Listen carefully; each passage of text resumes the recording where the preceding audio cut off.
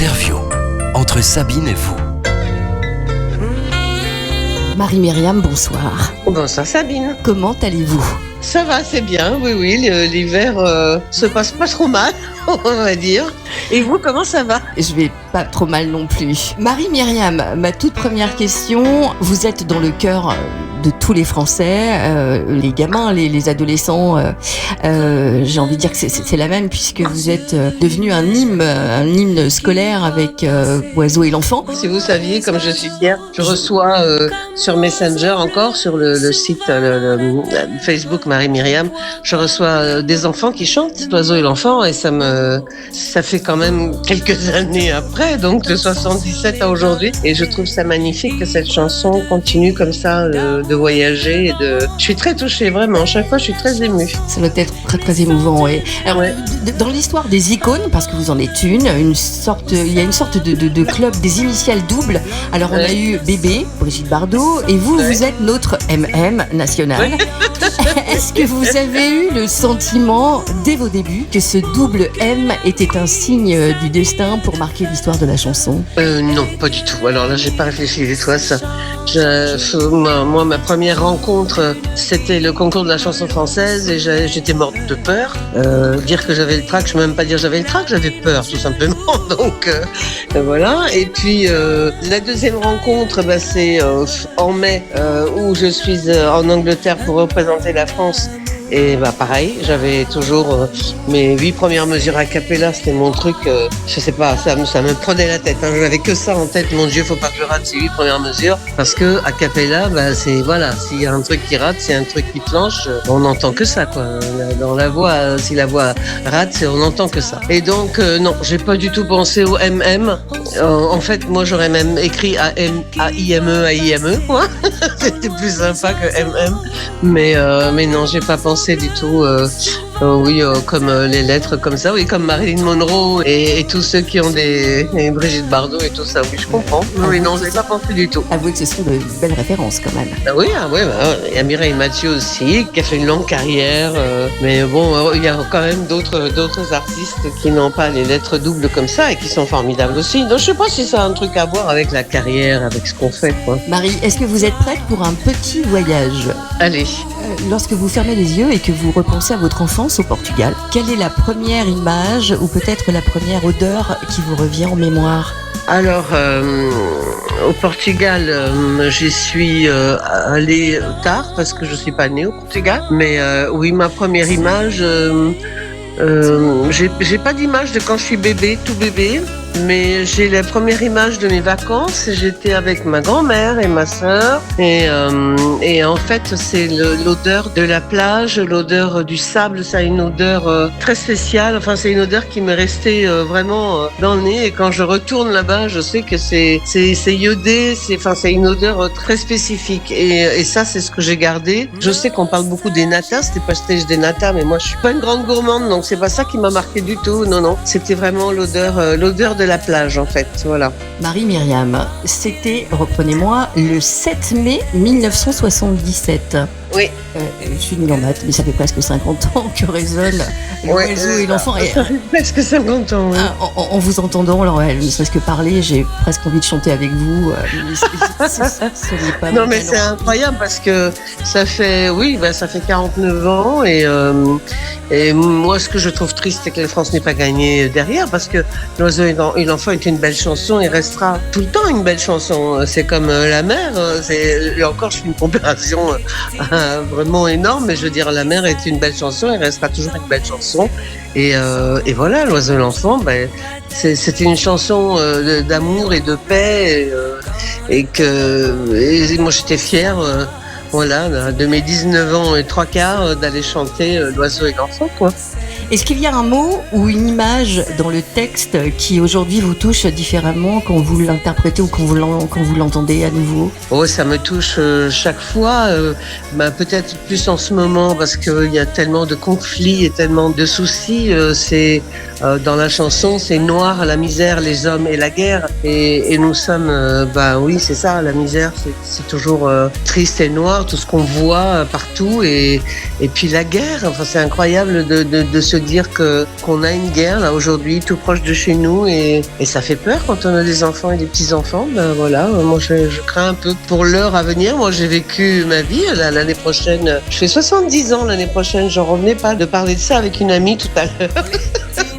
Je me disais, c'est quand même, Sabine, je suis quelqu'un, alors je suis pas quelqu'un de heureux spécialement tous les jours, mais par contre, je suis quelqu'un de joyeuse. Et alors, ça s'entend, Marie, ça s'entend. Oui, alors, quand il y a des trucs tristes, comme de annoncer qu'on a 70 ans en 2027, ben voilà, on peut rien y faire, c'est comme ça, c'est la vie, mais enfin, c'est pour dire, bon, ben moi, j'ai vécu ma vie, et non, et je veux pas de guerre pour les enfants et les enfants de nos enfants, quoi, c'est horrible.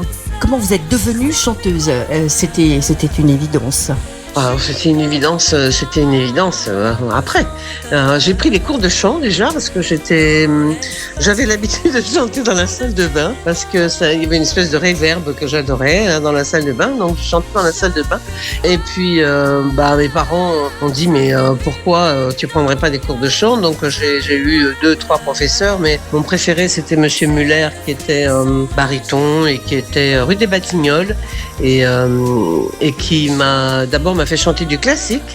J'ai une voix de mezzo-soprano et après moi je lui ai demandé est-ce qu'on peut arriver un peu plus vers le jazzy, etc. Enfin bifurquer comme ça et il m'a appris tout ça. Il m'a appris comment chanter même si les cordes vocales sont fatiguées, voilà. Enfin, c'est toute une technique, c'est une grande technique qu'il m'a appris. Et puis par contre c'est pas parce qu'on prend des cours de chant. Moi, j'entends des tas de gens, surtout sur Internet, on en voit mais des tonnes qui chantent divinement bien. Et puis 2 ans après, on n'entend pas parler d'eux, quoi. Donc, il n'y a pas que le talent. Je pense qu'il y a un côté chance énorme qui compte, parce qu'on a beau avoir une belle voix ou bien chanter, mais je pense que la chance, faut qu'elle soit là aussi pour. Et puis la chance a été dans le restaurant de mes parents, dans ce sous-sol où j'avais l'habitude de jouer de l'orgue. J'avais un orgue, je jouais de l'orgue et puis je mettais parfois des 45 tours et puis je mettais des chansons et puis là j'étais en train de chanter une chanson de Brel en fait à l'orgue et à l'étage c'était tard dans l'après-midi, c'était Jean-Paul Caral, compositeur de L'Oiseau et l'Enfant, qui était venu déjeuner avec un ami qui avait passé du temps au Portugal et il a dit viens on va manger, c'est très bon au Portugal, on mange très bien.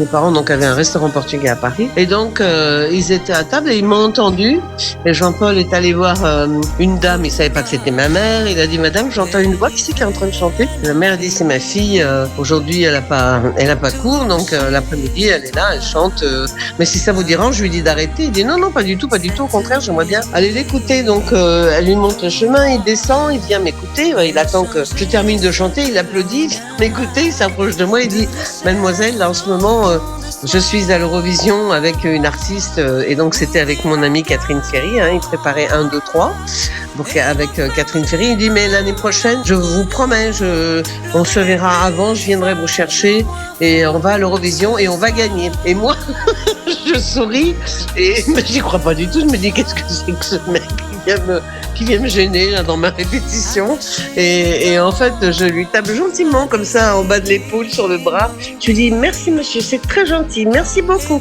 et je le raccompagne à l'escalier.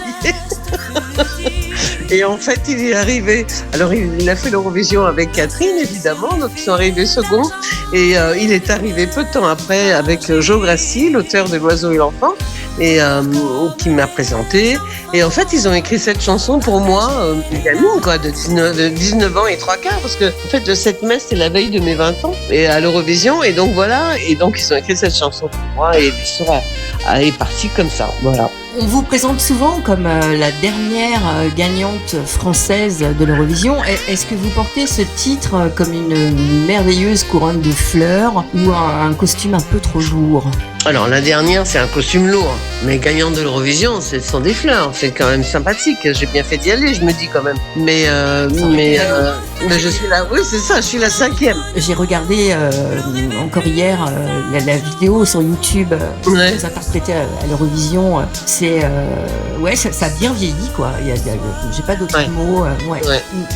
Non, la chanson, on peut la rechanter aujourd'hui. D'ailleurs, les New Kids l'avaient reprise, la chanson. Ils l'avaient réenregistrée. enregistré. Donc non, mais cette chanson, elle est magique, elle est formidable. Joe Grassi et Jean-Paul Carin ont fait vraiment une grande chanson que j'ai été ravie de chanter. Vous avez connu l'âge d'or de la variété. On aimerait connaître votre regard, vos oreilles sur la nouvelle scène française et la façon dont on consomme la musique aujourd'hui. Oh là là, alors moi, là, c'est pas une question extraordinaire pour moi. Je vais vous dire la vérité. À part quelques artistes que, là, tout de suite, j'ai pas les noms là, sous les yeux, mais il y en a quand même, je connais un peu, mais il y en a beaucoup que je ne connais absolument pas. Et dans la musique, dans beaucoup de genres, hein, je me dis que, en fait, je m'isole un peu, bizarrement, parce que je ne suis pas tout ce qui se passe, je sais pas, à la radio, à la télé ou sur Internet. Enfin, moi, je suis pas très ordinateur et je suis un peu perdu. J'ai un iPad, mais parce que je joue avec, j'ai des jeux dedans, mais je suis pas très à la norme de tout ce qui est comme ça, les ordinateurs et tout ça. D'ailleurs, ordinateur, je n'en ai pas du tout. Et donc, ce qui fait que, je sais pas quoi vous dire, je suis perdu pour certains noms, je ne saurais absolument pas de qui on parle, et d'autres, oui, bien sûr, je les connais, parce que c'était un grand succès, ou parce que je les ai vus, ou que, voilà, ou j'ai aimé, mais oui, non, mais de toute façon, ce n'est plus du tout la manière de travailler aujourd'hui, c'est plus du tout la même chose. Nous, avant, on faisait beaucoup d'émissions de télévision, beaucoup de radio, beaucoup de promos, mais ça durait quoi, un mois ou deux. Et puis là, maintenant, j'ai l'impression qu'ils sont tout le temps en train de faire de la promo et tout ça, parce que ils sont sur Internet, ils montrent ce qu'ils font. Aujourd'hui, on est là, aujourd'hui, je fais ci, aujourd'hui, je fais ça. Donc c'est différent, c'est une autre manière de travailler, c'est actuel, c'est plus jeune, voilà. Un artiste qui voudrait se présenter à l'Eurovision, quel est le conseil que vous lui donneriez ? Ma chérie, je sais pas. La petite Louane, par exemple, qui est la petite Louane, je lui ai écrit un mot adorable et gentil, et c'était vraiment un amour. Et puis nous, on avait le Portugal en commun, donc j'étais très très émue par Louane. Mais j'ai aimé plein d'autres chanteurs qui ont représenté la France, et je me dis que chaque fois, je dois, moi étant la dernière, par politesse, par bienveillance, surtout avec beaucoup de bienveillance, parce que j'y tiens. Je trouve qu'on perd la bienveillance, et leur dire il faut y aller et j'y crois, etc. Mais maintenant je fais plus rien pour l'Eurovision, je me montre plus, parce que je pense que c'est à eux d'être les rois et les reines, et de se débrouiller tout seuls avec ce titre-là, et puis avec leurs chansons, je veux dire, et puis moi, j'y crois, hein. Chaque année, je me dis, allez, on va y arriver. Bon, voilà, quoi. Ça fait, je vais finir par peut-être être sur le livre des records. Marie, en tant que professionnelle, moi je suis professionnelle de la voix, je suis comédienne voix off, je suis fascinée par la patine du temps. Comment votre rapport à votre instrument, votre voix, a-t-il évolué depuis vos débuts ? Oh, ma voix, comment elle a évolué ? En fait, quand on chante beaucoup, quand on est en tournée, quand on chante beaucoup, les cordes vocales travaillent, et en fait, les muscles, il est très ferme, et voilà, et ça. Et puis, alors, je vais vous dire un secret que personne d'autre ne doit savoir. Je fume depuis mes 17 ans, et en fait, le 14 février 2025, j'ai arrêté de fumer, et nous serons bientôt en février 2026. Et j'ai toujours arrêté de fumer, ça fait 1 an. Alors voilà, j'ai pas gagné la guerre parce que j'ai pris 10 kilos, mais j'ai gagné une première bataille, c'est arrêter de fumer. Et donc pour la voix, c'est sûr que ça aide, mais moi j'ai jamais j'ai toujours eu une espèce de souffle, un truc bizarre dans la voix, et que j'ai aujourd'hui encore. Si je redonne un truc, c'est la même chose, hein. Je sais pas, moi, si la cigarette, elle m'a... Vous vous rendez compte que moi, j'enregistrais en fumant à l'époque dans les studios. On avait le droit, et donc j'enregistrais avec ma cigarette en fumant en même temps, quoi. Vraiment, j'ai vécu une vie qui n'est pas du tout la vie des artistes d'aujourd'hui, quoi. Moi, j'ai vécu une vie un peu comme plein de chanteurs que j'ai connus, quoi, ils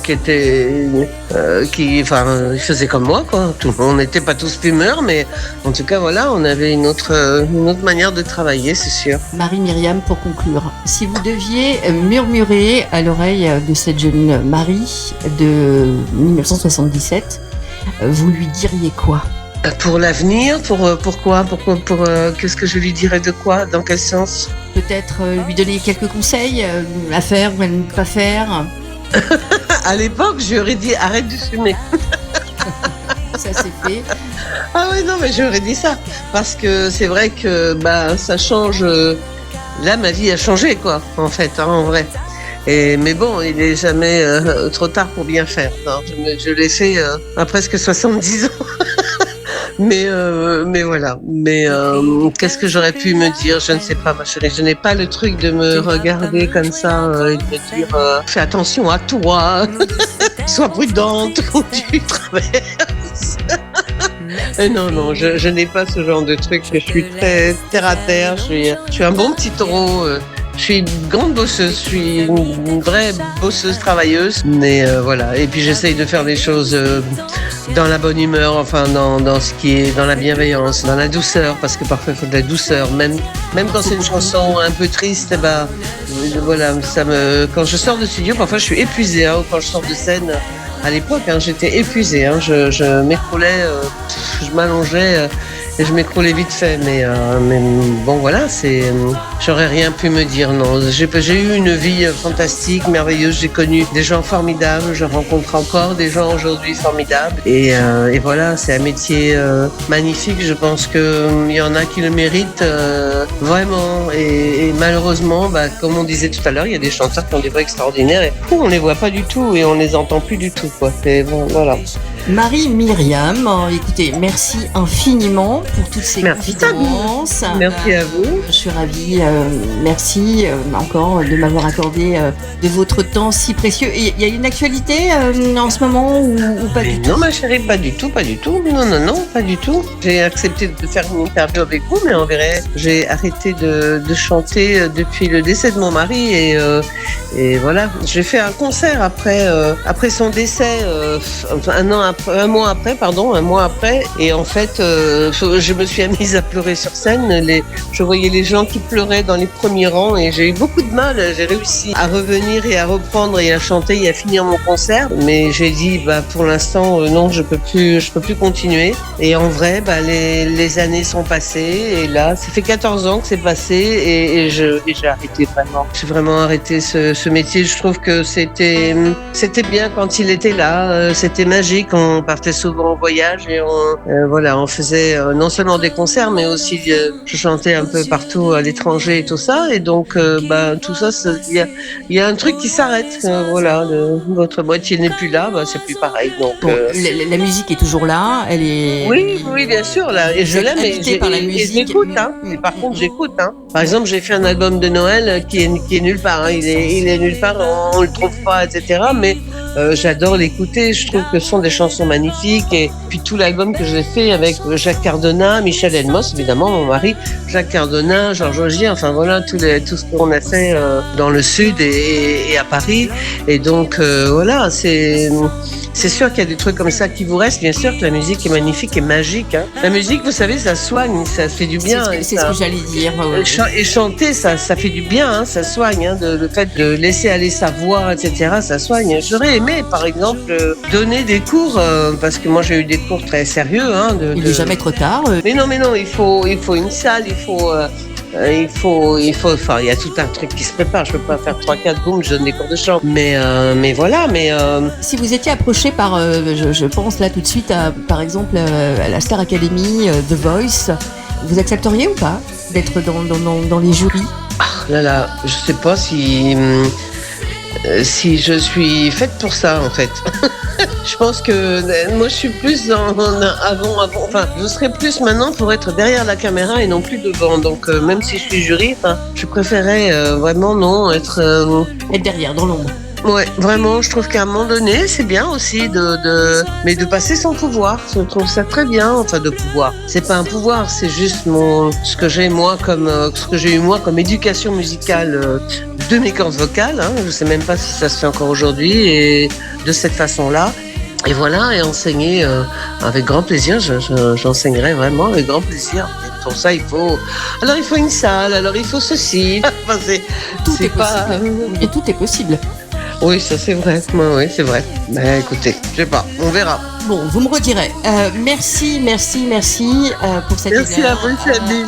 Je vous souhaite une très belle soirée. Et je vous Merci, dis Sabine, à vous aussi. à très très vite. Merci infiniment, À bientôt, Marie-Myriam. merci. Je vous Au revoir. embrasse. Merci. Je vous embrasse aussi. L'enfant, c'est toi.